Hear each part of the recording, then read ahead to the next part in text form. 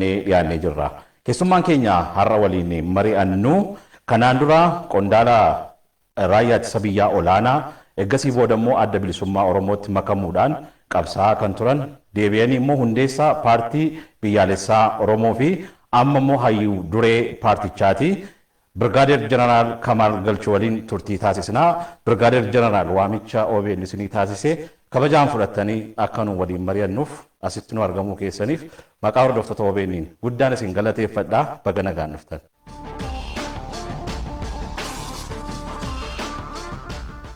Yeroo ammaa kana dhibeen COVID-19 kun akka addunyaatti yaaddoo ta'ee biyya keenyattis yeroodhaa yerootti dabalaa jira. Mee waliigala hojii amma hojjetamaa jiruu fi waa'ee dhibee kanaa akka paartii keessanittis maal jettu sarraatu jalqabne? Galatoomii. Egaa waa'ee dhukkuba kanaa hedduu yaaddessaadha. Dhukkubni kun akkuma arginu nu biyya hiyyeessaa keessa jiraannu miti. Addunyaa guddatte keessattis humna isaaniitiin ol ta'e rakkoonni fidaa jiru hundumtuu argaa jira. Biyyoonni guddatan sadarkaa guddina isaaniitiin wanta kana ittisuudhaaf qophii godhanis hojii isaaniillee kanarra dhaabbatanii hojjetu. Lammaffaa hubannoon namaallee sadarkaan isaa biyya keenyaaf biyya guddatte keessatti wal caala.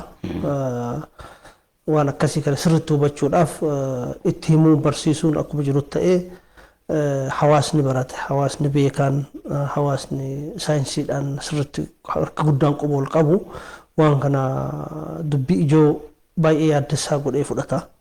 Akkasuma saayinsirraa fagoo akka ta'e barnootarraa fagoo hawaasni bal'aan bakka jirutti immoo qormaanni akkasuma hunda guddaa ta'a. Kanaaf waan kana ittisuudhaaf waan kanneen hunda ilaalcha keessa qophii galchee fi hojii galchee nama gaafataa jedhee amana. Egaa rakkoon kun addunyaarra uumamee biyya tanas erga galee booda wanta kanaaf jecha labsiin yeroodhaa labsamee jira. Labsiin kan labsamee sochiin namaa akka durii callisee akkuma barbaadan akka hin taane dhukkubni kun namaa gara namaatitti hireen babal'achuu akka hin jiraanne namni of eeggannoo godhee addaan fagaatee akka deemu qulqullina isaa akkaataa haakimoonni jedhaniin akka eeggatu TVdhaanis reediyoodhaanis lafarratti illee yoo agarru gorsi hin deema. Haakimoonni keessattuu waan kanarratti dadhabanii hojjetaa jiru. Garuu immoo yeroo gara yeroo dhukkubni kun lakkoofsi isaa yoo dabalu agarra. Tarii kan himamu ol hawaasa keessa jiraachuu isaa mallattooleen haga ammaa guyyaa guyyaatti sakatta'aaf godhamurraa himamu odoo meeshaan bal'aan jiraatee naannoo hunda ka dhaqqabu bakka hunda ka dhaqqabu haal takkaan sakatta'uun jiraatee lakkoofsa amma himamu kana ol dhukkubni akka biyya keessa jiraachuu malu mallattoolee nama agarsiisan hedduu ta'uun isaanii nama yaaddessa, hedduu yaaddoo guddaadha. Akka jedhame dhukkubni kun umriidhaan waan garaagaraatiin kan addaan nama qooda osoo hin taane akka itti bahaa isaatirraa agarrutti umrii sadarkaa hundaatu qabuu ka danda'u namni tokko irraa baraaramu tokko kanaan miidhamu akka hin jirre argaa jirra. Kun yeroo gara yeroo ibsamaa jira. Haakimoota lubbuu isaanii dhugaa dubbachuudhaaf fi hawaasa isaanii baraaruudhaaf kennanii dhukkuba hamaa akkasii ka dawaa hin qabne kana uummatarraa waraanuudhaaf tattaafataniif kabaja olaanaa qabaachuu kiyya dinqisiifannaa olaanaa qabaachuu kiyya ibsuu fi barbaada. Nutis akka paartiititti dhukkubni kun erga gaafa galeetii tokkoffaa labsiin dhimma kana ilaallatee labsame nagaa uummataatiif hanga ta'etti kabajamuu akka qabu miseensiif deeggaraan kennallee qajeelfama haakimoonni kennan hordofanii dursa ofii fi maatii ofii of eeggannoo gahaa akka godhan itti aananii immoo hiriyootaa fi ollaa isaanii bakka hojiititti namoota wal arganii wajji wanti kun akka kabajamu gara isaaniitii tattaaffii jabaa akka godhan gochuudhaan kaka'umsa uummataa keessatti karaa nuti qooda fudhachaa jirru qachirraa fi hireen paartileen waan kanarratti ifatti gaafatama fudhatanii akka mootummaatti irra hojjetan guddaan hin jiru waan ta'eef of eeggannoo keenyarraa jalqabnee namni nu hojii jiru hundi of eeggachuu akka qabu dhaamsa dabarsa barruudhaan dhaamsa dabarsinaa yoo akkasii hiree miidiyaa arganne dhaamsa dabarsinaa walga'iilee goonuu irratti dhaamsa dabarsinaa ofii keenyaa of eeggannoo gochuudhaan fakkeenya ta'uudhaan miseensi keenya namni nu hordofu waan kanarraa akka of eegu gochuudhaan nagaa hawaasa keenyaatiif qooda kennuu tattaafataa jirra. Haaluma waliigalaa haala yeroo biyya keenyaaf waan tokko immoo kaasnee gara kanatti yeroo deebinu paartiin keessanii paartiin biyyaalessaa Oromiyaa keessattiyyuu yeroo darbee qindoomina yookaan kooliijinii paartii adda bilisummaa Oromoo fi kaafaa waliin taasisee ture. Mee amma maalirra jira dhimmichi? Gamtaa eegallasan dursa akkamitti wanti kun yaadame akkamitti wanti kun dhufee ka jedhu irraa ka'uun gaarii na fakkaata. Gamtaa yaaduu keenya dura gaaddisa jarmoota Oromoo ka jedhu tattaaffii namoota garaagaraatiin jarmoonni gara 7 gaaddisa san jalatti walitti dhufnee turre.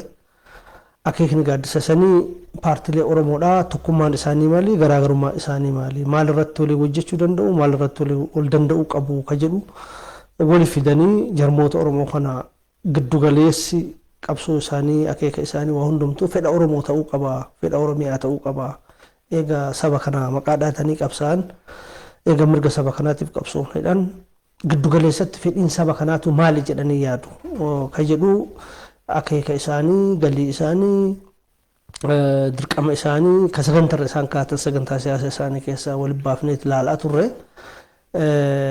garaagarummaan jarmoota san keessatti dhufan jiru dokumentii irratti bal'aa kan ta'in yoo bal'aa ta'e immoo walloluuf kana mangeessine ta'uu isaati ka argaa turre keessattuu garaagarummaan guddaan jiru jarmoota gidduu ijaarsa biyya Itoophiyaa jedhamtu kanarratti garaagarummaan akka jiru ifa yeroo garaagaraallee beekamu kuni biyyi tun impaayera ganaa sagalee ummataatiin murtee ummataatiin biyya akkam qabaachuu akka qabnu ummanni Oromoodha ummanni biyya tanaa jirullee hundumtuu murteessuu qaba ejjennoo jedhu ka qabu jira lakki biyya tanayyuu ka uume nu'u warra uume keessaa nuti tokko kanaaf gaafiin Oromoodhaa ta'uu ka qabu biyya uumuu osoo hin taane yookiin biyya bifa kanaan deebi'anii ilaaluu osoo hin taane qooda ofii biyya tana keessatti argachuudhaaf qabsaa'uudha ka jedhu ilaalchi guddaan garaagarummaatu jira tokko kana lammaffaa abjuu paartileen qaban keessaa paartileen tokko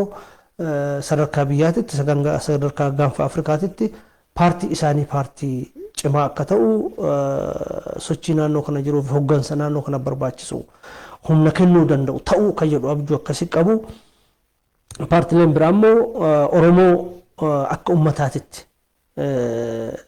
sagalee isaatiin murtee isaatiin biyya inni ijaarratee fi mootummaa inni ofii barbaadu argachuudhaan gara sirna diimokiraasii fi badhaadhinaatitti akka inni ce'u taasisuudha ilaalcha jedhu gurguddaa lamaan kanatu jira paartilee Oromoo gidduu kuni akkuma siin jedhe janna siyaasa biyya tanarra qabnurraa maddaa jechuudha garaagarummaan kunniin lamaan ka walii kabajuu barbaachisu ta'uu isaa ifatti agarree kaachirraa fi guddina Oromoo fi Oromiyaati irratti dhimma hawaasummaa Oromoo ilaaluu irratti dhimma tokkummaa Oromoo ilaaluu irratti wantoota kanarra garaagarummaa guddaan akka hin jirre kalaallee jechuudha bu'uurota reef kaasisan malee sun gidduutti ka walii kabajuudhaan wal dandeenyu garaagarummaa san immoo furmaata akka itti kennu uummata Oromoo ta'uu qaba ilaalcha jiru irratti akka walii galamuu ture gaaddisni sun akka hiree ta'ee yoo sana ODP'n gaaddisa san keessaa miseensa tokko ture inni immoo karaa biltsiginnaa uumuutitti harkifate waan ta'eef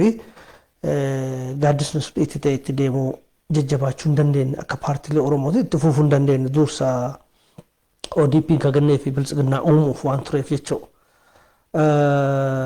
Sanirraa ka hafe waanuma irra walii galle kana waan ammasii haasa'eef wantoota biraallee gara qabxii 14 ka ta'an jarmoonni hundumtuu kan irra walii galan irratti haa mallatteessinuu jedhamee gara ji'a 3 harkifate jechuudha. Ji'a 3 harkifate sababaan harkifate tokko reefi akka ejjennoo ODP'n qaburraa gara biltsiginnaatti paartiilee Ihaadeg wajjin keessa turanii fi kabiraa ka isaanii wajjin hojjechuudhaan biltsiginnaa uuman wajjin hojii hojjetan keessa seenanii gamanatti ilaalchi hin kennamne lammaffaa barbaachisummaa isaatirrattuu gara booda ODP'n gaafii qabaachaa ture akka biyyaatitti malee akka Oromootitti kophaa paartiilee Oromoo jennee kophaa deemummaa barbaachisaa ka jedhurraa kaka'ee wanti sun jabaachuu dadhabe. Kanaaf gaaddisni bifa kanaan laaffataa yoo deemu paartiileen tokko immoo gara ODP'titti makamuu akka ODF ifatti gaaddisa sanarratti ODP'tti makamuu isaanii ibsanii paartiileen lama immoo adda bilisummaa Oromoo ce'umsaa fi adda bilisummaa Oromoo gamtoomee hordofiin jedhan soodoretti paartii tokko taane jedhanii kanaaf ODPnis biltsiginnaa ta'uudhaan paartileen lamaan kun immoo tokko ta'uudhaan paartii torbarraa gara warra hafeetitti gadi buune jechuudha. Adaduma deemnuun namni addaan bahee kaampii lamatti paartii Oromoo kun bakka lamatti bahe. Tokko karaa ODP'n hordofe kana hordofuudhaan yaada kiyya jedhee fudhate. Kun immoo karaa sanarratti ka amantaan godhatin ka kophaa hafe ture.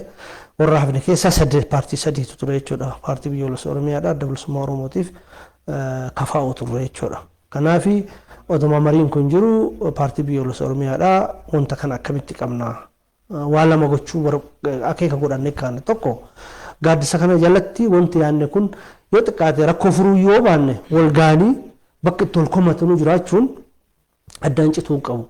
Tokko gaaddisallee darbinee deemuu qabnu. Lammaffaa immoo paartileen kunniin Oromiyaa keessatti paartilee gurguddaadha.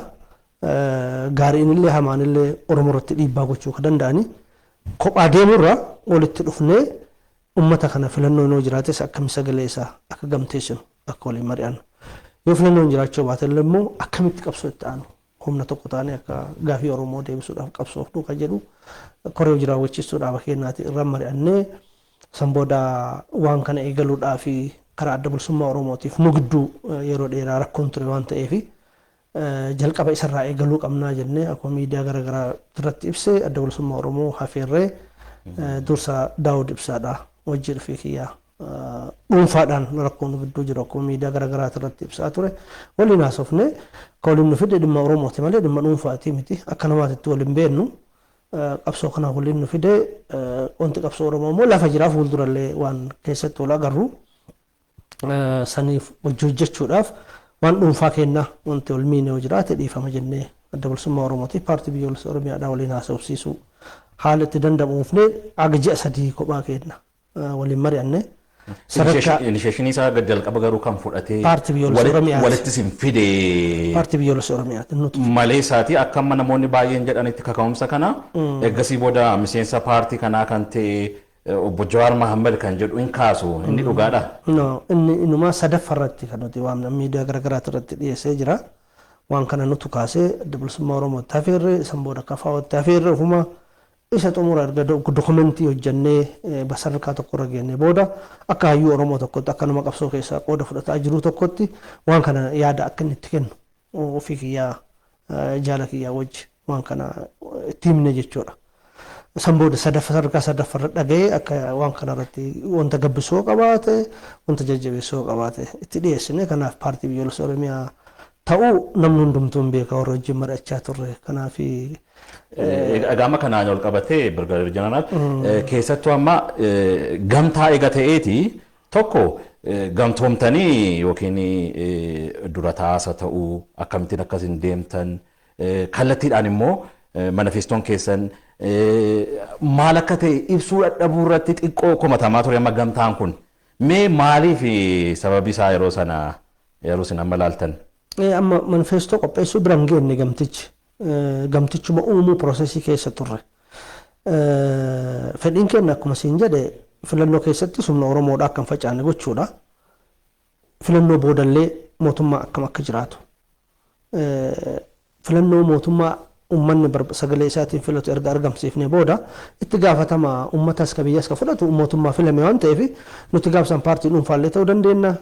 Gamtaan kun deemee gara tokkootti illee yoo waliigalteen akka gaariitti ka deemu ta'e garasitti ce'uullee danda'a.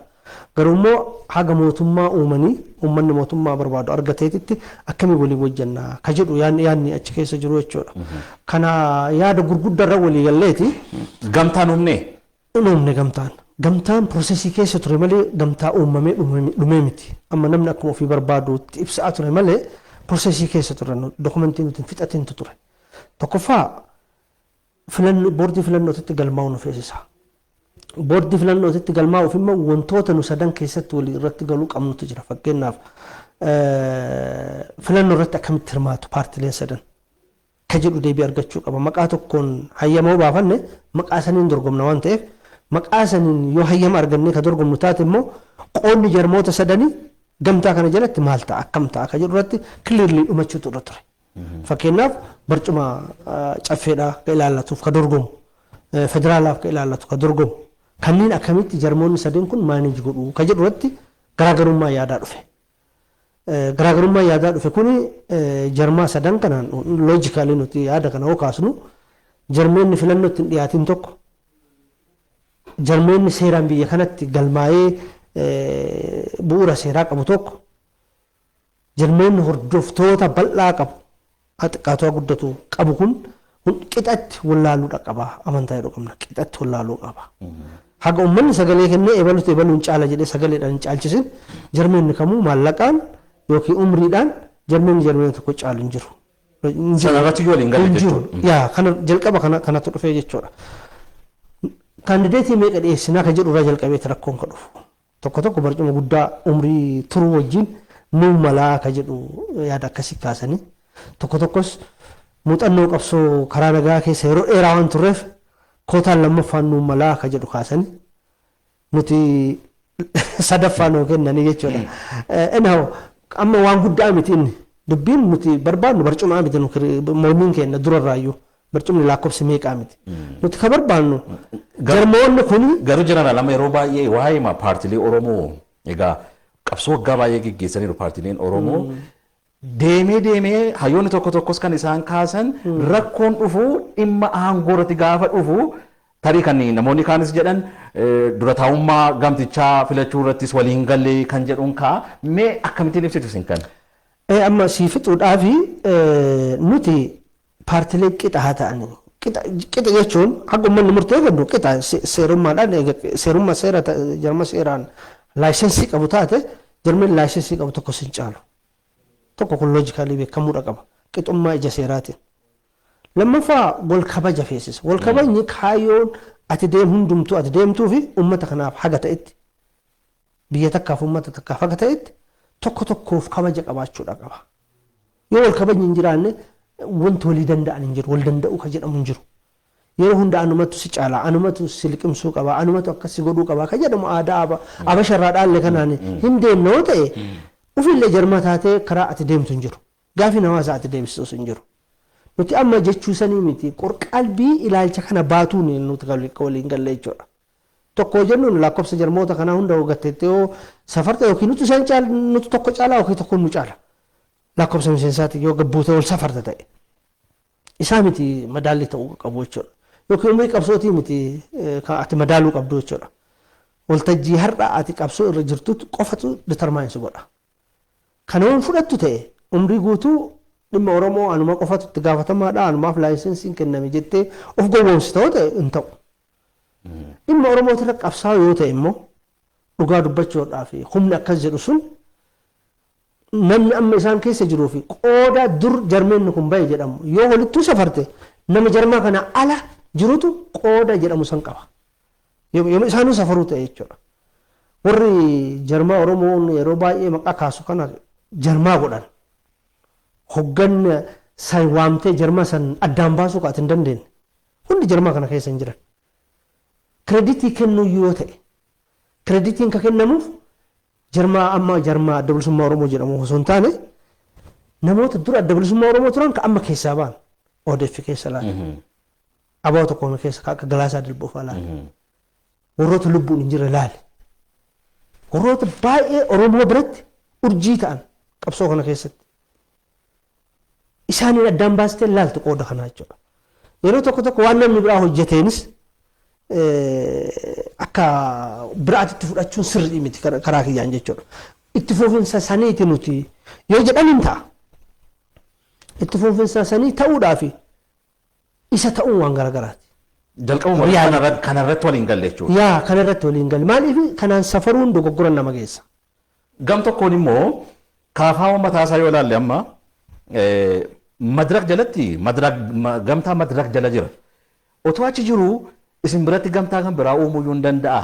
Loojikimti isaa yeroo ilaalamu. Boordiin filannoo ollee kana waan kan seeraan dhorgaa akka ta'e. Isin dura hubannee kana. Hin beekna. Ittiin bulmaanni madirakillee akka dhorgu agarree jirra jalqaba haasofna. Kanaaf waan kana keessa seenuudhaaf kafaa oolu waltajjii madirak waltajjii uummatee qajeelfama san fooyyeffachuu qabaa ka jedhu dhageenya jechuudha. Keessaa bahuu qabamu yookiin achuma keessa taa'e. Yoo nu keessatti hirmaachuu barbaade seerri sun fooyya'uuf qaba. Yookiin immoo madirak gadhiisuu qaba. malee odoo seerri sun hin fooyyeen nu keessa hirmaachuu hin danda'u ture kafaa'u. Kanaaf madarakii wajji mari'annee hin fooyyessinaa jedhanii xumura fooyyessanii jiru. Qajeelfama san fooyyessanii waraqaa isaallee boordii filannootitti galchanii jiru. Inni baay'ee rakkoon turre. Rakkoo tokko ka ture seera'uudhaaf isa waan tureef jechuudha. Walumaa gala rakkoon nu mudate maali? Rakkoo amma siin jedhu rakkoo ilaalchaa kana. Rakkoo ilaalchaa kana osoo hin cabsini nuti boordii filannootitti iyyannee waraqaa fiduu hin barbaanne. Yookiin fakkeessaadhaa fi gamtaa uuman jedhame waraqaa erga baafattee booda wal dhabdee diigamtee Oromoo hamilee cabsuu ka jedhu hin fudhanne nuti hin barbaannu. Tokko tokko fiigichaan waan san hayyama san baasuu barbaadan. Nuti hin barbaannu jenne san. Dursa keessa kennatti waan xumurree waliigaluu qabna. Jennee kanallee hin kaafne garaagarummaan tokkoon dhufee. Anyhow, prosesii isaa baay'ee erga deemee booda xumura akkamiin harka deebi'ee dubbiin anaa Maraaraadhaaf Daawudii marii baay'ee erga gaggeessine booda waan irra geenne kana hoggana dhaabaatitti galle hoggana dhaaba sadiitu gabaasne murtee dhaabaa goone walitti haa deebinu jennee addaan baane. Gara keenyaaf gara kafaa'ootiin murteen irratti walii galaa ture sun fudhatamuu raggaafne deebine. Gara adda bilisummaa Oromootiin immoo waan irratti haasofne san hunda Central Committee fudhachuu akka dide dhibbaa dhibbatti akka didee fi inumaa dhimmi marii gamtaa kun haaraatti zeeroo irraa akka lafaa ka'u akka barbaadan san irrattis yaada akka qaban dhiyeessanii wanti ji'a meeqaa irratti dadhabne sun bifa saniin duuba deebi'e. Amma diigameera. Almost diigame jechuun dandeenyu hin dhaabne hold goone. Maaliif hold goone? Wanti nu kaafne ishoo guddaadha. Dubbiin kun. Dubbiin tokkummaa jarmoota Oromoodhaa waan gattuu miti. Waan lafatti baduu miti. Dogoggoroota gurguddatu jira. Lammaffaa tilmaamni ofii kennan kun waan hawaasni isaaniin kennan ofii kennan. Sirrii miti kun. Har'allee Oromoon hin Kanaaf iyyuu adda bilisummaa Oromootu qooda qaba diduu keessatti kan jedhu ejjennoo paartii lamaan keessaniiti kan kaafaa'uuf kan keessan. No. Gara mid dhufe beektaa xumura lamaan gara tokko ta'anii nuti kophaa ta'utu dhufe gara xumuraatitti. Keessattuu barcuma qooddachuu keessatti jarri lamaan nu'uu waan kana inisheet godhe nu'uu yaada furmaataa dhiyeessaa ture ala dhiisaniiti lamaaniin mari'atanii kootaa barcumaa federaalaatiif naannoodhaa walii qoodanii nutti deebi'an. Ka walii galtee xumurallee rakkoo seensise isaa jechuudha. Abaa'oodhaaf parsantii 40 barcuma naannoo caffeetii fi ka federaalaallee kennan kafaa'oon 35 fudhate federaalaaf naannoo nuuf 25 federaalaaf naannoorraa nu qoodan. Tokko sagalee akkasii walii qooduudhaaf maal madaalliin kee maal? Uummanni sin filanne uummanni sagalee sin kennine hadhumarraa jalqabdee odoo filannoon hin gaggeeffamin itti bahii isaatu odoo hin beekamin ebaluu haganaa fudhatu jechuun sirrii miti loojikaalii olaaltallee. Lammaffaa teeshiniin keetu barcumaa ta'uu qofa nama agarsiisa. Barcumaadhaaf hin deemta'u ta'e. Nuti jarmeen walqixxaatti wal halaalan yoo jennu walqixxummaadhaa erga wal laalanii booda nuti kaandideetii bakka hunda dhiyeessuu dadhabuu mala. Abaa'oon yookiin bakka hunda dhiyeessuu dadhabuu mala. Kafaa'oon bakka hunda dhiyeessuu dadhabuu mala. Wal kabajaaf walqixxummaadhaan hin dhiyeessina yoo ta'e hir'ina tokko boru guutaa. Bakka nuti itti guutuu dadhabne ka danda'u itti guutaa. Bakka kabraa dadhabe nuti itti guutaa akkasitti deemna. Yaada nu jennu sababaan didaniif siin galuu jechuudha. Amma odoo nuti keessaa baane isaan lamaan waliin galan waan kana. Odoo nu ta'e rakkoon odoo nu waan kana keessaa dhiibuu barbaadani. Jennee yaalaallee garuu amalli yoo ati biraa deemte kaafeetu walitti deebi'a waan ta'eef. Kanaaf wanti siin jechuu barbaadu xumura dogoggoraa jenna nu ammallee kun. Waltajjii san irrattis jennee jirra waltajjii xumuraati irratti. Waltajjiin gamtaadhaa kun dhaabbachuun qabu. Cituullee hin qabu. Kutuullee hin qabnu. Garuu hooldaa goonu waliigalaa bu'uuraa waliigalaa hin jirru waan ta'eef. Ani cheermaanii gamtaa ta'u malee yoo jedhe jarmeenni tokko olma ka'e nuti saarkiliidhaan marsaadhaan deemuu qaba. Ji'a sadii yookiin ji'a jahaan gamtaan dhaabilee sanarra naanna'uu qabaa jenna. Dursa ramadamte gidduu ramadamte booda ramadamte hiikan qabu. Garuu dursa an ta'u malee jedhanii akka daa'ima karameellaa yoo fidde dura naa kennitu malee jedhee namaa wajji wal lolu. Paartii poolitikaa taate dursaan gamtaa hoogganu malee hin jedhamu qaaniidha. Ati hin hoogganii jedhama malee ati jedhama malee ani hin jedhamu. Akkasaan waan dubbatamu jeneraal dhugaa ta'uu danda'a laata jedhanii maaliif yeroo baay'ee tokkummaa Oromoo cimsuu keessatti paartiilee Oromoo keessatti waan mul'atu dhimma aangooti kan jedhu sun Mirkaneessu waan kana akkas taanaan. Paarshaalii mirkaneessa. Ani dhimma aangootiin qofa jedhee fudhachuun na dhiba. Reefsiin jedhee jira. Kaalchera nuti fudhannetu kaalchera paartilee Oromoo kun guddisanitu kaalchera Abashaati. Ka wal balleessanii maaliif irraa baratamuu hin danda'amu? Egaa uummanni Oromoo ammas gaaffiin isaa baay'ee jala jalaan deebi'aa jira. Kanaaf immoo baay'ee eega jedhamaa jiraate. Uummanni kun tokkoomuu Oromoo barbaada eega ta'e. Maaliif hooggantoonni paartilee gara kanatti deemu? Siyaasa aadaan siyaasaa tarii isinis akka paartii biyyaalessa Oromiyaatti bakka sana qabachuudhaaf fedhii qabdu laata jalqaba gamtoomuu kana keessatti kan jedhus waan ifa ta'u yoo jiraate jiran. Odoo fedhii qabaanne gaafii akka namni biraa dhiyeessu san faallaan dhiyeessinaa turre. Akka eegaluu kennaatitti nuti maaliif bakka buusuu barbaanne jettee gaaddisni badaa diigamaa jiraachuu uummata akka ifanuu ta'e nuti kana nu eegalsiise. Bakka gaaddisni itti hiree akka walitti dhufu itti abdanne sun badetti furmaan nu jiru ka biraan jiru. Gaaddisa biraa kan itti walgaan uumuudha furmaan isaa. Nuti asirraa kaanaa jechuudha. Uummanni Oromoo gaafii qaba. Gaafii walirraa hin cinne. Paartilee Oromoodhaa dirqama walii hojjechuu qabu, wal danda'uu qabu, wal dhiyaachuu qabu. Sababa isaa wal dhabaniif uummanni Oromoo yeroo hunda jeequmsa keessa jiraachuu qabu. Hifatee jira uummanni keenya waan kanaa jechuudha.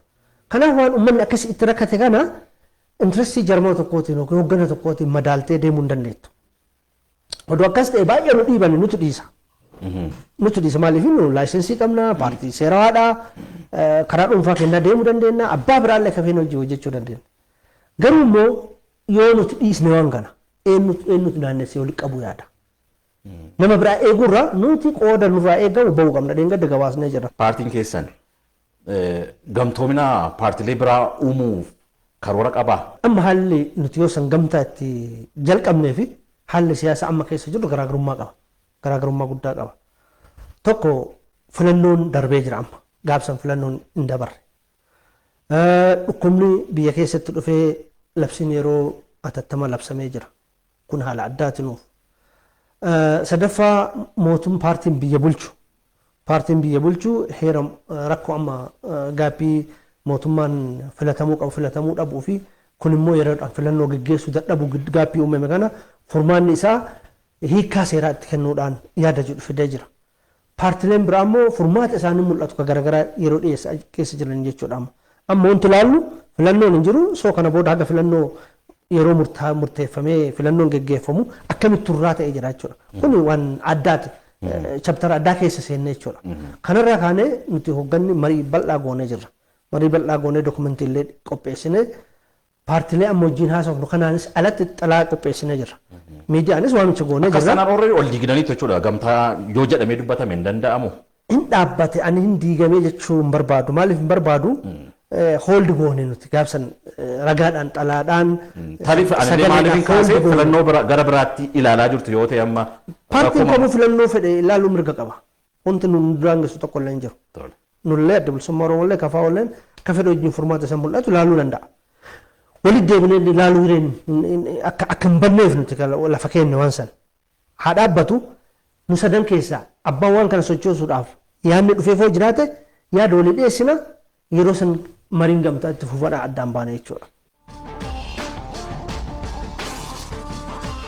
Kan biraa tibbanaa akkuma isin beektanii mee filannoon dheerachuu isaa wajjin ol qabate waa'ee dhibee kanaa hiikoon seeraas akka itti kennamu adeemsa keessa darbu keessa darbamee amma sadarkaa manni irra ga'ee jira.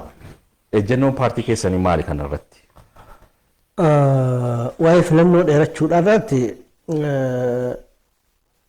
ejjennoo keenya barruudhaanis miidiyaadhaanis ibsinee jirra. Nuti gama keenyaa rakkoon kun qophii keessaa fixachuu dadhabuu paartii badhaadhinaatirraa kan dhufee jenneeti amannaa nuti akka paartiitti waan dhukkubni dhufeef waan ta'ee jenneen amannu nuti. Sababaan isaa akkuma yaadattu TPLF gaafatamarraa ka'ee ODP'n bakka qulfii yaadagin sochoosuudha akka fudhateen keessa isaaniititti qabsoo bal'atu gaggeeffamaa ture. Waan yeroo waliin kennine jechuudha. Karaa biraatiin yaada walii kan fudhanne wal sirreessuudhaaf qabsoo wal dhiibuutu ture. Akka paartiitti immoo deebi'anii of ijaaruutu ture. Akka mootummaatitti immoo socho'uu yaaluutu ture. Kana hunda yeroo hin qabu paartiin biyya bulchaa jiru waan ta'eef osoo isaan qophii keessaa kan of fixatin yeroo filannoodhaa gahee dhiyaate qophiin gahaa filannoodhaaf akkan taasifamne wanti kun taasisee jira. Kanaaf fedhiin bilchiginnaadhaa yeroo filannoodhaa kun akka darbu gochuu keessatti qooda olaanaa qabaa jennee amannaa nuti. Osoo dhugaan kun lafa jiru dhukkubni kun dhufe. Kanaaf sababa dhukkuba kanaatiin dhukkuba jalatti biyyi filannoo gaggeessaa jiranis jiru. Waraana jalattis filannoon gaggeeffamee beeka. Kanaaf dhukkubni kun seenuu jechuun sadarkaan dhukkubni kun uummata keenya keessatti jiru yaaddessaallee ta'u of eeggannoo godhanii garuu filannoon biyya teenya keessatti murteessaadha jedhee yoo amanu taate namni heera biyyaatiin taa'ee yeroo sana darbuun qabu jedhee heera nama daangessaa kanatti amanee hojjeta yoo ta'e hin danda'amaa jennee amana. Kan dadhabameef garuu paartiin badhaadhinaa itti qophaa'ee filannoo kana bifa kamiin humna amantaa jedhu ofirratti horachuu dadhabuu isaati. Kawaan kana fide. Akkuma agartu TPLF fi paartiin badhaadhinaa tenshinii guddatu isaan gidduu jira. Ammayyuu kaan nutis addunyaanis beeknu jechuudha. Gamaa gamanaa biyya fakkaata. Akka lammii biyya tokko iyyuu fakkaatu waliin bu'iinsi jiru. Lammaffaa hariiroon paartii biyya kana keessa jiru jabaa miti paartileen garaagaraa wal gidduutti illee. Kanaaf waan kana keessatti filannoo yoo gaggeeffame itti bahi isaa maal akka ta'e nama rakkisuu mala. Kanaaf badhaadhinni sababa kanaaf harkisee kan jedhu qabna akka paartiin gamaa gamnee jira qabxii takka lama sadii illee jenne. Amma darbee jira. Eega darbee ta'uu kan danda'u maali? Ta'uu kan danda'u furmaata paartileen garaagaraa dhiyeessan tokko tokkoon gamaa gamnee irra naqu. Fakkeenyaaf mootummaa ce'umsaa ijaaruu qabnaa warri jedhan. Mootummaa ce'umsaa yoo jette furmaanni isaa heera biyyattii tanaa hin kaastaa jechuudha. Chartara yeroo ce'umsaa tolchitaa jechuudha. Nuti akka paartiititti heerri mootummaa akka biyya kana hir'ina isaa wajjin tuqamuu qabu ammatti jennee irra amanuudha. Paartiin heera kana keessaa artikila fedhe jijjiiruu barbaadu yaada fedhe jijjiiruu barbaadu mirga isaati. Garuu immoo isa jijjiiruufu akka qabxii qabsoo tokko fudhate uummatatti yaada dhiyeesse erga uummanni isa filatee booda gaafa hayyama uummanni akka fooyyessu isaaf kennee isa filate fooyyessuudha qaba. Filannoo dura garuu heerri fooyya'uu qaba yookiin immoo heerri kun jijjiiramuu qaba yookiin immoo heerri kun ka'ee chartara yeroo tolchinee mootummaa ce'umsaa ijaarra yoo jedhame nu biratti fudhataman qaba.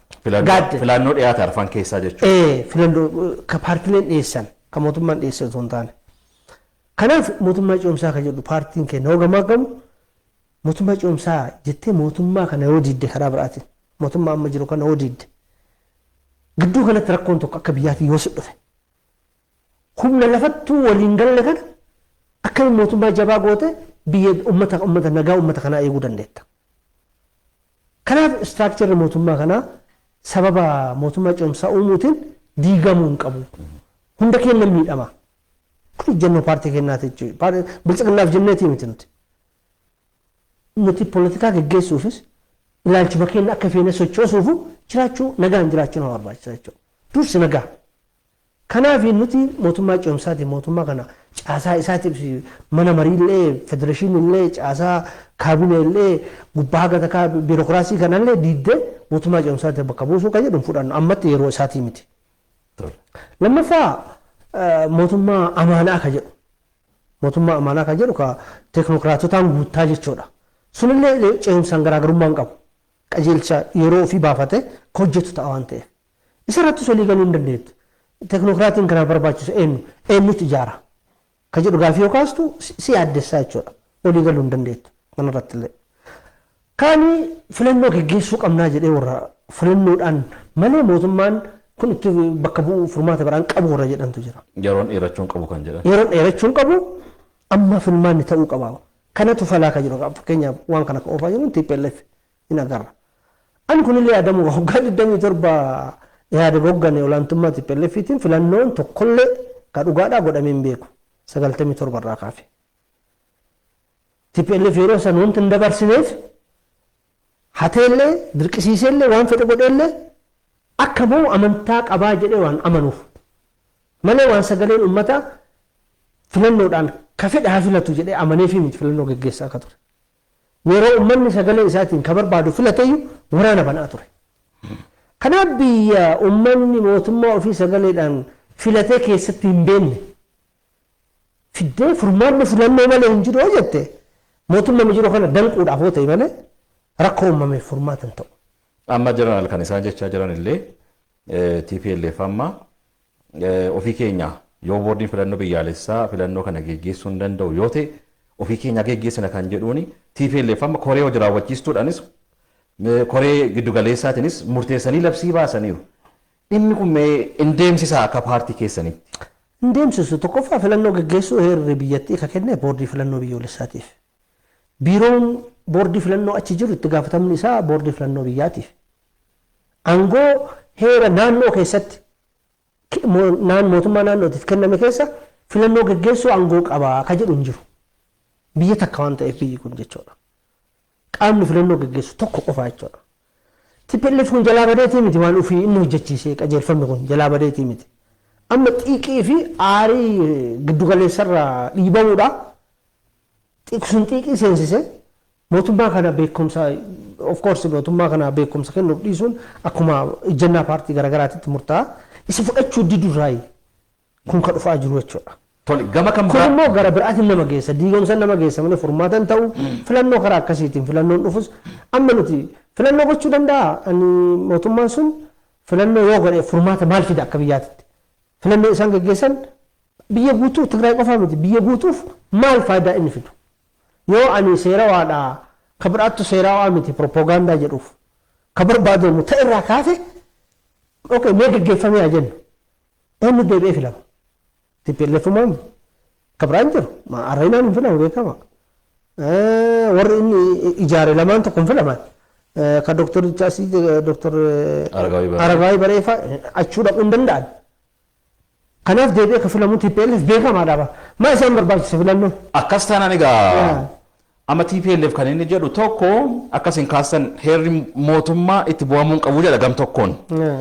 Gama biraatiin immoo kunoo heera mootummaa immoo diigee filannoo ofii kootii geggeessuun qabaa jechaa jira isinis nuu kaastanii jirtu. Gama kan biraatiin immoo humnoota federaalistii immoo gurmeessee deemuudhaafis gamtaa uumuudhaafis yaalee baay'een isaanii immoo jalaa mucucaatan. Isiniif yeroo sana gaaffiin isiniin dhiyaanne TPLF irraa. Akkan waamuu qabu xalaa wayiit irratti dhageenya jirra. Lammaffaa yeroo ayyaana isaanii hafeerraan nu godhamee jira. Nuti saba mataa kennaatiin hin dhandhe. Kanaaf humna federaalistiiti moo miti eenyu federaalistii miti san inni approve namaa godhaanu gaafiidha.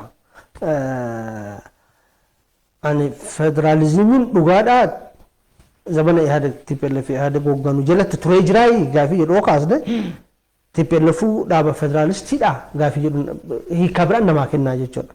Biyya kana keessatti reefi seera cabuu yoo haasofnu TPLF jalatti hundi kennaa heera liiziidha akkaataa sirni galiidhaa ittiin murtaa'u heera keessatti taa'ee jira. TPLF hogganee heera kana jijjiirsisee jira. Dhoksaadhaan. Dhimma lafaati irratti heerri mootummaa ka hayyamni jijjiiranii jiru. Yoo heeraaf dhaabbachuu ta'e gadaa isaaniiyyuu dhoksaadhaan hiikamaa ture jechuudha. Kana jijjiiruudhaan maal godhan?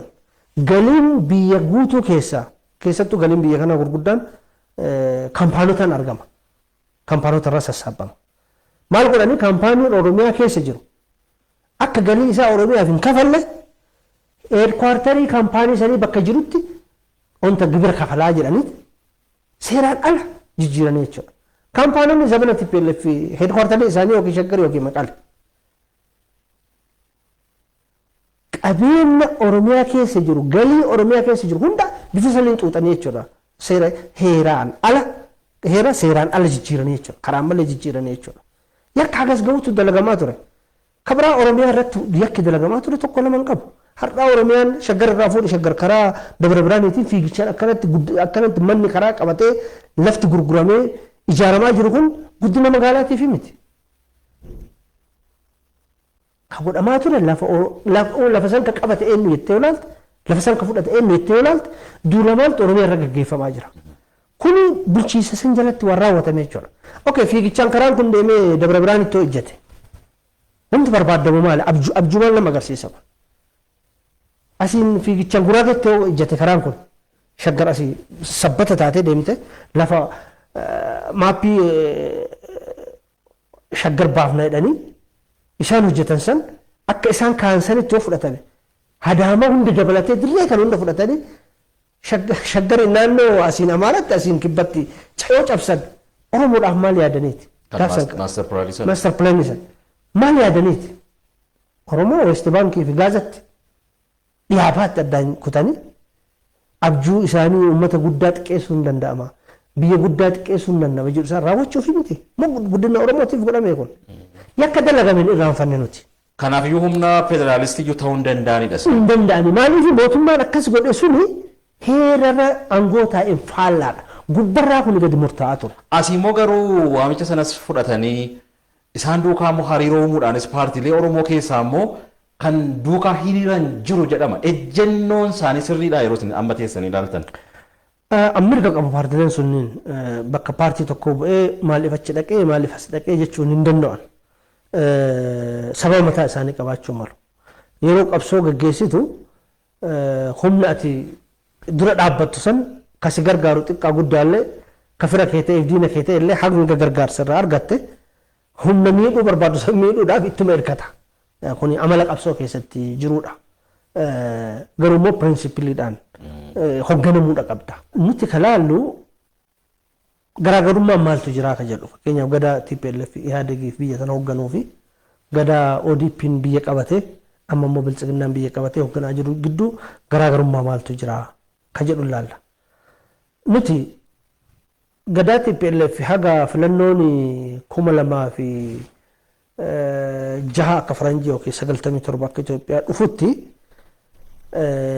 gaazexaa barreessuun, miidiyaan dubbachuun, mormuun, paartii ta'anii ijaarrachuun laaffachaa dhufe malee jabaa ture.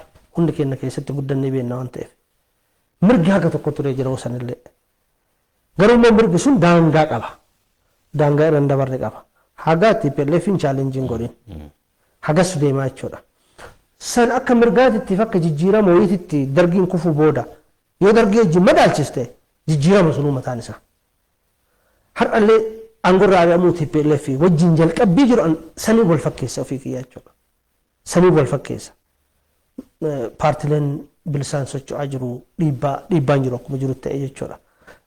Paartii taatee seeroftee socho'uu dandeetta. Wanti nama dhorgu hin jiru lolatti kan nama geessu hin jiru. Humnaan mootummaa kana hojii hokkara keessa akka seentonti dirqu ammatti hin jiru. Uummanni immoo keessa jirru mootummaa harka qullaadhaan jijjiiree arge waan ta'eef karaa nagaatirraa uummata abdii kutatee miti. Karaa nagaatiin rakkoo furachuun marii rakkoo furachuun hin danda'a jedhee hawaasa amantaa qabu. Hawaasa akkas amanuun qabsoo karaa nagaa keessaa baatee karaa biraatitti dhiiboo jette ofii keetti badda. Hireen kun jira. Lammaffaa yeroo ce'umsaa keessa jirra yeroo ulfaataa keessa jirra amma yeroo itti namni wal danda'uu qabu keessa jirra jechuudha. Kan hunda wal madaaltee hir'inni jara lamaa wal fakkeessu immoo tokkoffaa akka paartii keenyaatti lachuu kan uummataan filamee miti. Wal wajjin rakkoo keessa wajjin dhaaba tokko keessa turani gaariillee hamaallee waliin godhaa turani jenne ilaallaa jechuudha. Garaagarummaan amma jiru immoo rakkoo gadaa Ihaadeg raawwatamaa ture biltsiginnaan ifatti balaaleffataa jira. TPLF immoo faarsaa jira. Garaagarummaa guddatu jira. Kunillee madaalli keessa galuudha qabaa jechuudha. Garamitti deemu ka jedhu immoo biltsiginnaan mataa isaa garamitti deema. Mormiin TPLF amma deemaa jiru immoo garamitti deema. Jettee yoo ilaalte immoo deebi'ee tokko isaan godha abjurratti. Hundumtuu ofii hiree dhufu kana maaneej godhee aangoo ofii itti fufsifachuu barbaada. Malee uummanni akka irratti murteessu hayyama mallattoo agarsiisaa hin jiran. Kuni madaallamuu qabaa jechuudha. Yeroo akkasitti TPLF'if loogdee biltsiginnaaf loogdee eenyu miidhuuf. Tariitii kanarraa kaanee yeroo ilaallu biyyi birmadummaan ishee kabajame jiraachuu qabdi. Legitimate mootummaan ta'e jiraachuu qaba. Egaa yoo kun jiraate akkasiin sila kaasaa turtan filannoonis kan geggeeffamu. Biyyi keenya immoo akkasiin kaastan yeroo ammaa kana rakkoo qaxxaamuraa keessa jirti. Waa'een dhibee kanaa jira. Teenshiiniin dhaaromsa guddichaa jira. Hawaasni gammoojjii kun jira. Gama kanaan silaa yeroo hamaa kana biyya tasgabbooftetu barbaachisa moo gamanaa gamanatti wal dhiibitu barbaachisa? Maaliif iddoo tokko hin gorre paartiin keessan gama kanaan? Nuti akkaataa dubbii itti ilaallu kan nu murteessu. Dubbiin nuti itti ilaallu yeroo kanatti ejjennoon keenya ifa. Mootummaan kun dogoggora fedhe yoo qabaateyyuu humnaan waraanamuu qabu warra jedhu nuti. qabsoon meeshaadhaa dhaabachuu qaba karaa nagaan. Tokkoffaa deeggarsa godha. Nuti mootummaa kanaa miti kan deeggarru nagaa biyya tanaati uummata kanaa deeggarra. Haga mootummaan kun tarkaanfii inni fudhatu hojii inni fudhatu karaa nagaatiin socho'uus hin daangessin abjuu fedhaa qabaatu mootummaan kun. Wanti inni sochoosaa jiru ilaalchi isaa nutti iyyuu hin tolin hin deeggaruu yaa waan. Garuu immoo ilaalcha ati qabdu uummatatti himachuu karaa qabsoo nagaatiin hojjechuu haga sin dhoggin wanta ati irraa barbaaddu kanuma qofaan anaaf akka paartiitti nuuf. Amma TPLF mo'achi taa'ee amma ajandaa tokko kennaa jira amma biyyi kun akkas hin jettan akka hin tasgabboofne paartileen karaa nagaa akka isaan hin sochoone rakkoon kunis akka inni hin dabarre gochuu keessatti tokko ajandaa gara keessumattiyyuu Oromiyaa bal'oo kana ajandaa adda addaa uumanii as erguu kanatu mul'ata nagaan akka hin jiraan. Mee kana akkamittiin ilaaltuudha amma jeneraal? Naagalee jira bar amma kun sirrii miti. Paartiin waan kana keessaa qooda fudhatellee dogoggora. Ani si qofa biratti miti waan kana jechaa ture. Warroota waan kana shakkaman mataa isaaniitiin jechaa ture. Bakka gaaddisa keessa walgahii gaaddisaa jiru irrattis ifatti kaasne wanti nagaa kun humnoonni nagaa dhabamuu keessaa qooda fudhatan kun bakka irra walgaanittis ijjannoo keenya ifa goonee irra dogoggora. Mootummaa kana bifa kamiinu humnaan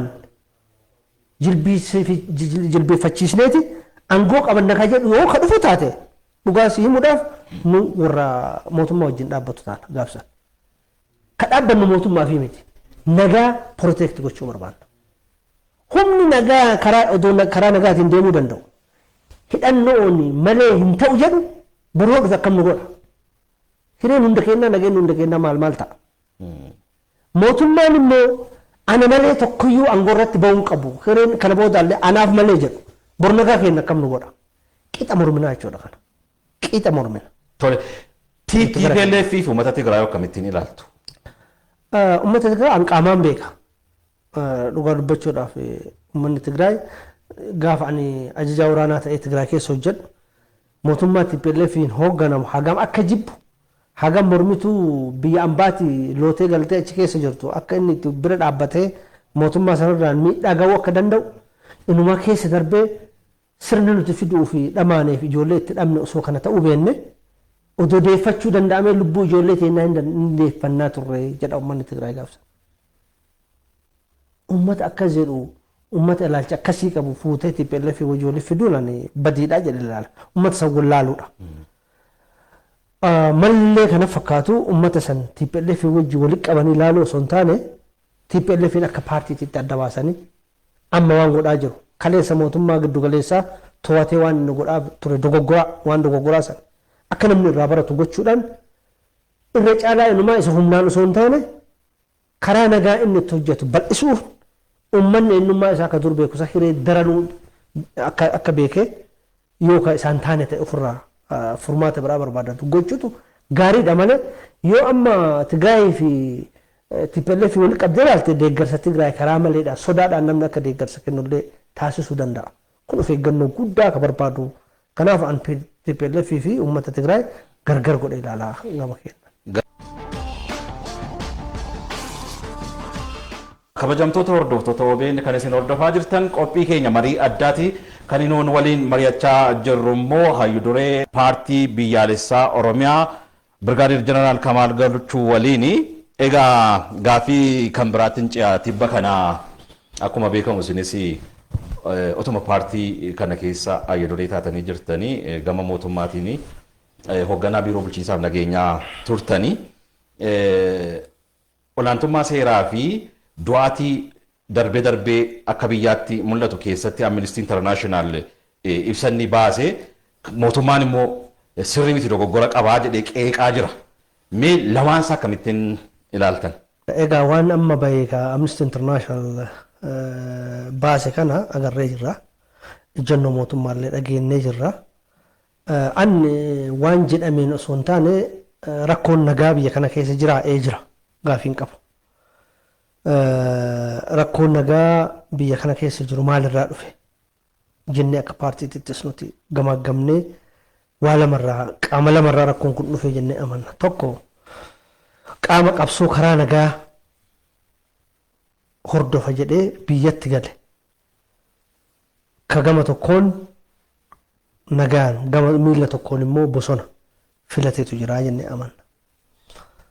Lammaffaa mootummaan hojii ofii hojjechuu qabu keessattuu nagaa uummata kanaa tiksuu irratti akka mootummaatti socho'u irratti dadhabbiin agarsiise.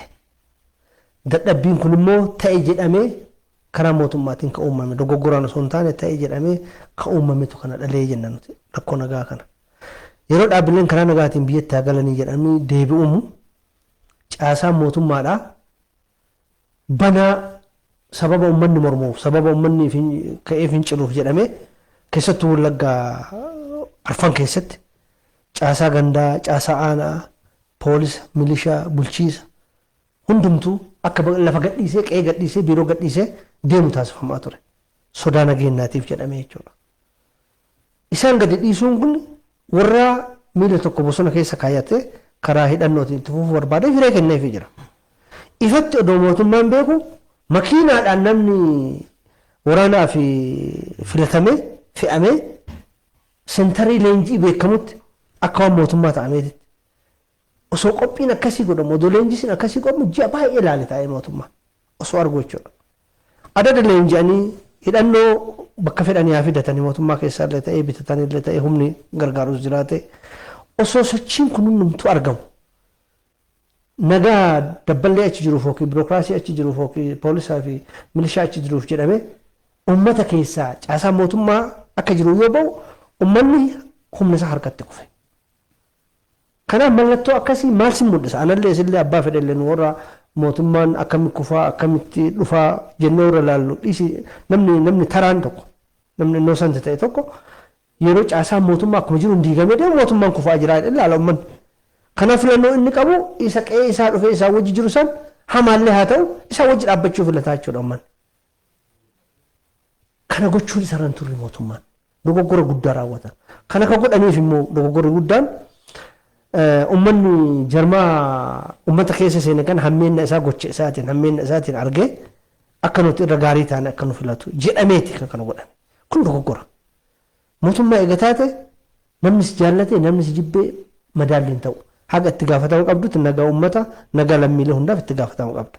Kanaaf ani miidiyaa garaagaraa irratti dubbadhe caasaa keessan deebisaa ijaaraa kabaartee kennaatii miti kan kadhachaa ka ture. Caasaa ODP caasaa mootummaa bakka sanii buqqee humna waraanaatiin mataa isaa yoo ka caasaa nu dadhabu ta'e humna waraanaatiin deemame caasaan sun lafarra deebi'uu qaba. Yeroon kennamuu hin qabu rakkoon akkasii uumamuu hin qabu. Jedhee gorsaa ture. Gorsa kana didanii erga inni uummata miidhee uummanni booyee rakkatee gargaarsa mootummaa barbaadee booda itti dhaqame jechuudha. Kanaaf tarsiimoo deeggarsa uummataa ittiin arganna jedhan tooftaan deeggarsa uummataa ittiin arganna jedhanii karaa ODP'tiinis karoorfame dogoggora. Anamma si'imitti qofaame kan ijaasamu aangoota wajjin haasa'e waan ta'eef waan kana jechuudha. Tokko kanarraa dhufa dogoggora kanarraa dhufa dhaabamuun nagaa biyya tana keessa. Lammaffaa paartiin adda bilisummaa Oromoo karaa nagaatiin eegalee karaa nagaatiin galuu isarra ture. Yookaan akka karaa nagaatiin guututti galummoo mootummaan dirqisiisuu isarra ture. Waraana Eertiraa ture qofa makiinaan fidanii ka biyya keessa tureef inni ofii isaatii 5,000 ol qabaa jedhee mootummaa kana galmeessee jira. Ka Asmaraa dhufe 1,300. Waraanni sun ka dur nuti achitti ijaarreedha. 5,000 irraa kaafe 1,300 irraa kaafe meeti jedhamuudha qabaachuudha. Galchi sirnaan. Yoo kana galche malee karaa nagaatitti deebi'ee paartii nagaa ta'e hayyama argate akka paartii karaa nagaatti socho'uun saraan turre galchuudha qaba. Asii laayisensii fudhachaa asii waraana hin qaba jedhasan galchuu didee lola biraa bifa reefsiin jedhasanii keessa seenamee jechuudha. Yeroo isin dhimma gamtoomuu paartii sadan ilaaltan abaa'uudhaaf gaaffii kanan kaasne tariiti. Nuti jennoon keenna gamtoomuu keessatti dhimma nagaa haal duree goone ilaallanuti. Ramaddima gamtaa hoogganuutu sababaan nuti adda bilisummaa Oromoo irraa dinnuuf sababa jennoo kanaati. Karaa qabsoo nagaatii fi qabsoo karaa biraa wal keessa makaa gamtaa karaa qabsoo nagaatiin deemu an hoogganu malee jedhanii dhufuun qaanyii ta'utu irra ture. Duursaa paartiin kafaa'uudha haa deemu san booda kan itti aanu booda mari'annaa jenne dinnena. Kana gaaddisa irrattis kaasnee jirra nuti hin deeggarru. Oromoon Oromoo sibiilaan waraanuun dogoggora sirrii miti hin deeggarru. bakka Prime Minister hin jirutti dhaabolee hunduu isaanis dabalatee bakka hin jirutti ejjennoo kenna ifa goona jira. Hin deeggaru sababni isaa uummanni Oromoodhaa dhakaadhaan harka duwwaadhaan uleedhaan mootummaa jijjiiree beeka. Karaa nagaatirraa abdiin kutanne. Nagaan rakkoo furachuu hin danda'ama jedhamee jira jennee ilaalla. Gara ibsichaatti yoo deemnu kanarraa madda dhabamuun nagaa kana. Jabinni ibsa kanaa namni du'ee jira abbaan fedhe haa ajjeesu. Namni miidhamaa jira abbaan fedhe haa wanta godhu. Garuu immoo gara tokko qofaa miti wanti raawwatamaa jiru. Lammaffaan nama du'e kanaafi akkuma du'ee namni lakkoofsaa ganaa jettu ragaa qabatamaa wajjin dhiyeessuu feessa. Lammaffaa kabiraallee ka du'aa jiru jira. Fakkeenyaaf nu jimaata darbe miseensa keenya adda bilisummaa Oromoodhaa ukkaamse nama maatii isaa gaafachuuf deemu Umar Muhammad jedhama maqaa qabsootiin Leemmoo jedhama. Sololotti butanii deemanii maal irra akka jiru hin beeknu amma nuti. Namoonni waan gosa tokko ta'aniif ajjeefamantu jiru dhaaba kanaan. Dhugaa dubbachuudhaaf. Waan miseensa paartii tokkoo ta'aniif ajjeefamantu jiru. Yoo ajjeechaa taate, yoo mirga namaa taate, Amnesty Internationaliif kun dhiyaachuudha qaba. Hojjetaan mootummaa meeqatu ajjeefame? Kan beeku an hojiirra jiru. Ajjeefamuu qabu dhimma nama tokkollee sababaan lola nu gidduutti kaasuuf tokkollee hin jiru. Lolli nu gidduutti deemuu hin qabu. Ijjennoo kenna. Yoo ajjeesuu ta'e immoo gamanaanis hin du'a gamanaanis hin du'a. Wal loltee namni ebalu nama ajjeesee ebalu nama ajjeesechuu hin dandeettu. Erga lolli jiraatee duutiin dhufti. Kanallee addaan baasanii dhiyeessuudha. Amantaa akka qabu ta'e. Kama nu beeknu dhiyeessuu irra ture. Anna yoo xiqqaate. Gara adda bilisummaa Oromootiin ajjeefames gara mootummaatiin ajjeefames hin beeknu. Ka beeknu qabnu. Minima madaalawaa gochuudhaaf yoo dhugaa mirga dhala namaatiif ta'e jechuudha. Achirraa hafe garuu loogiidhaaf yoo ta'e gara tokkoo goraanii tokko attaak gochuudhaaf yoo ta'e nuuf maal nu fayyadaadha dubbiin. Rakkoo keenya maal nuuf furaadha. Ibsa ammaa kun maal nuuf fura. Akkanatti deemee nu'uu anamma mootummaa kana nama mormu. Paartii mootummaa kanaan morminu. Ani dhugatti nama mormu ta'uu uummanni Oromoo shakkii akkanarraa hin qabu. Bati dharaan nama yakkuun immoo hin ta'u. Dhugaayyuu dubbanneen sun sobamaa barbaachisa. Namni du'uu hin qabu. Abbaan fedhe nama ajjeesuu hin qabu. Namni torchi ta'uu hin qabu. Namni hidhamuu hin qabu. Rakkoo garagaadhaan irra geenyedhaan immoo ragaa agarsiisuu barbaachisa. Kanaaf madaalawaa ka goonu nuti nama ajjeesuu yakka eenyutu ajjeese eessatti du'e mootummaa jechuun miti jumlaadhaan. Haga dakaa bu'anii nama namatti dhukaasee ajjeese san wajjin ragaa nama amansiisu dhiyeessuu feessaa jechuudha. Gadi bu'anii. Gama kaaniinis akkasi dhiyaachuu qaba. Qormaanni waan hin godhaminiif yookiin odeeffannoo waan hin jirreef miti. Yeroo akkasi dhiyaatu dubbima dhugaatu poolitikaa propoogaandaa fakkeessa. Namni 16 dhumee jedhamee dhufe. Yookiin diteelii dhiyeessu yookiin waan baalaansi godhu ka biraallee dhiyeessu ture. Yoo akkas ta'een fudhattaa jechuudha. Nuti bara lafarra jirra. Hawaasa keessa jirra. Waan ta'uun beennaa bara. Madaalawaa ta'uu qaba. Ani mootummaan nama ajjeefne jechaa hin jiru. Ajjeesaa oolan beeka. Mootummaa qofaa miti immoo ka ajjeesaa jiru. Innillee dhiyaachuudha qaba. Maal barbaanna nu kanarraa? Dhaabbachuudha qabaa jennee waan amannu kun akkasii. Gara mootummaatiinis gara nama mootummaa morma jedhuunis ajjechaan nama kidnaap nama gochuun humnaan deeggarsa barbaadu. Oromoo ajjeesaa jira kanaan. Kun dhaabbachuudha. Yoom dhaabbata wanti kun? Wanti dhaabbatu nuti propoogaandaa keessaa baane olola kijibaa tokko irratti duulu keessaa baane dhugaadhaaf yoo dhaabbanne qofa dhaabbata. Amma namni yaadni an kennu kun gara mootummaa ittiin tolles jira. Gara paartii biraatiinis ittiin tolles jira. Garuu reyaalitii fudhachuun barbaachisaadha. Haga yoom lubbuu namaatiin deeggarsa barbaanna, poolitikaa barbaanna, barcuma barbaanna. Ilma eenyu nama eenyu lubbuu gabbarreen nuti masaraa dhannee baankii to'annee tujjara ta'uu barbaanna. Eenyuuf jecha kun karaa nagaatiin osoo qabsaa'uu dandeettu bosona keessa deemtee nama dhukaasuun maali? Maal jedhama kun maraatuudha moo?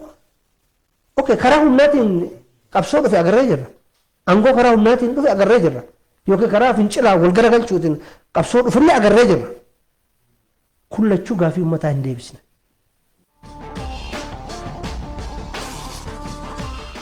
fuuldurri keenya tasgabbiidhaan qabsoo kana itichaa garaagarummaan siyaasaa akka jirutti ta'e tokkummaa Oromoo irratti walitti siqanii mari'achaa maaltu falamuu qaba?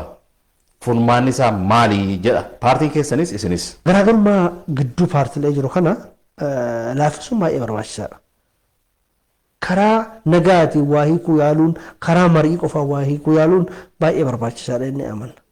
Akka hiree ta'ee humni masaraa Minilik qabate tokko waa hundumaa ajaja isaatii fi akka inni fudhutti akka raawwatamu yaaduu dhiisee biyyi tun anaafillee nama biraatiifillee qixa. Ana caalaa namni dandeettii qabullee jira. Anaa gadillee ka qabu jira. Anaan qixallee ka qabu jira.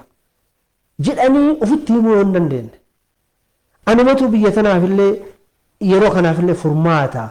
Yoo ka jennu taate paartii keessas ta'e mootummaa keessa ka jirru walii galuun hin fagaata. Hin ulfaata walii galuun. Kanaaf nuti hireen jiraa fedha Oromoo tisuudhaaf fedha Oromoo eessisuudhaaf hireen jira amma hin jira yoo ka itti hojjennu taate. Garuummoo akkasitti deemamaa hin jiru. Kunillee ka ta'e maali?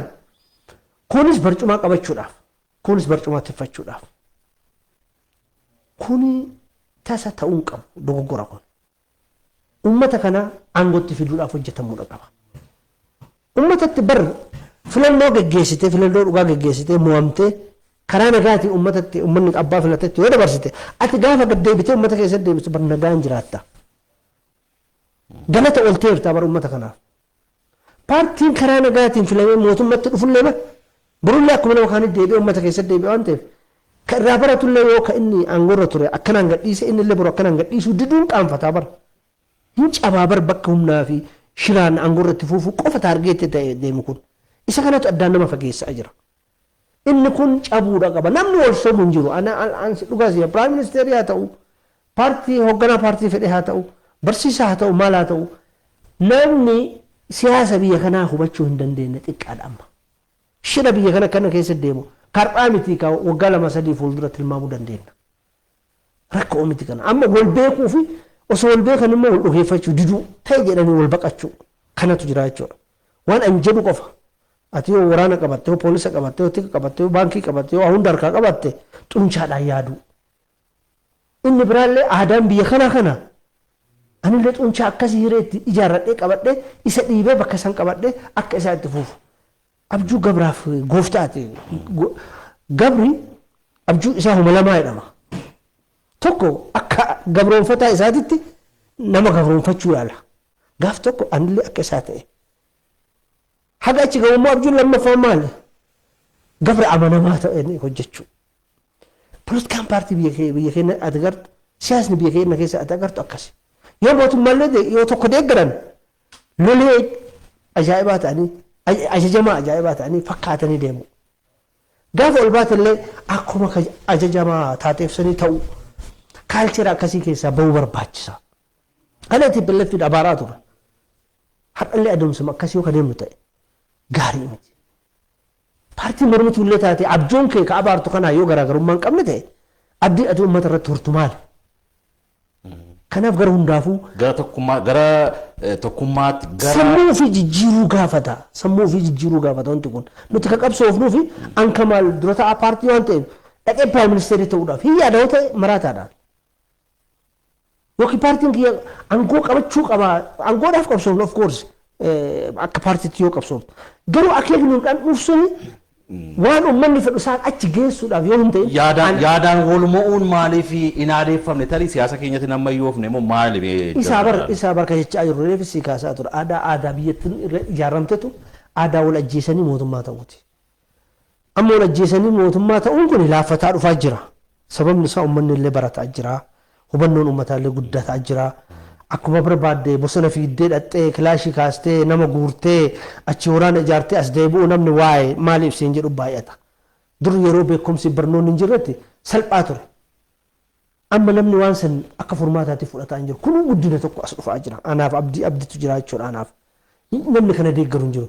Ifin mootummaallee yoo taate waan ati jettu hunda akka jettetti sirraan fudhatu dhaloonni amma. Ka barate waan ta'eef. Ka waa hubatu abjuu qaba hawwii qaba waan ta'eef.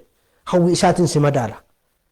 Kuni gara lachuu frustrationii keessa naqee abdii kutachiisaa deemee xumura uummata gara dhaga'uutti akka isaan fidu ani shakkii takka illee hin qabu. Yeroo nu dheerate nu dheerataa jira. Gatii kafalaa jirra gatii kafalaa jira. Garuu immoo hin dhufa. Ammastii walii obsuun kuni wal dhaggeeffachuu yeroo rakkoo kanas wal dabarsuu irratti mee akkuma aadaa Oromoo sirna gadaattis maal ta'uu qaba jettu. Reefsi kaasee bara ani biltsiginnaa rakkoo fedhee qabaate. Humnaa fi lolaan itti deemuun dogoggora. Dogoggora irraa maayiti. Karaa nagaa waraanta amma biltsiginnaa miti waraana watti. Hiree nagaa waraanta nagaa kee booresita. Sii karaa kana deemu abbaan si dhiisu hin jiru. Anamma karaa nagaa fedha. Qabsoo karaa nagaa barbaada. Paartii hojii haasofnullee haa ta'u. Waan kana booresoo ta'e anillee isaaf faallaadha. Haga wal obsinu qabna. Beekamoo hin ta'u. Haga wal obsinu qabna. Mootummaan nagaa nu dhorgaa jira. Wal ga'uu nu dhorgaa jira. Miseensa keenya hidhaa jira. Rakkoo uumaa jira. Yoo nuti jennu mootummaan waan kana akka dhaabuuf akka furuuf. At the same time paartiin biraadhee karaa nagaa booressu kan inni deemu hin hayyamuuf nuti. Yeroo isaa ogeetti gadi baana. Kabajamtoota hordoftoota OBN mariin keenya addaa har'aa egaa kana fakkaata ture waan hedduu kaasnee waliin mari'annee keessattiyyuu haalli yeroo biyya keenyaa maal fakkaata dhibee COVID-19 ol qabates of eeggannoon taasifamuu qabu hawaasni keenya taasisuu qabu maalii kan jedhuu fi hudhaawwan amma qabsoo keessa jiran maalii akkamiin immoo furamuu qabu kan jedhuuf ejjennoo paartii keessanis bal'inaan kaasnee waliin mari'annee jirra. Egaa asitti nu argamtanii marii kana fakkaatu waan waliin geggeessineef hayuduree paartii biyyaalessaa Oromiyaa Birgaadeer Jeneraal Kamaal galchuu irra deebi'ee maqaa hordoftoota keenyaatiin guddaan isin galateeffadha. Yeroo biraas deebinee akka nu waliin mari'annu abdii guddaa qabna. Har'aaf fayyaa nuu ta'a. Kabajamtoota hordoftoota OBN mariin keenyaarraa kanaan xumuramee jira. Qophiileen OBN hafan itti fufu akka hordoftan isin affeerra galatoomaa ulfaadhaa jira. Galatoomaa.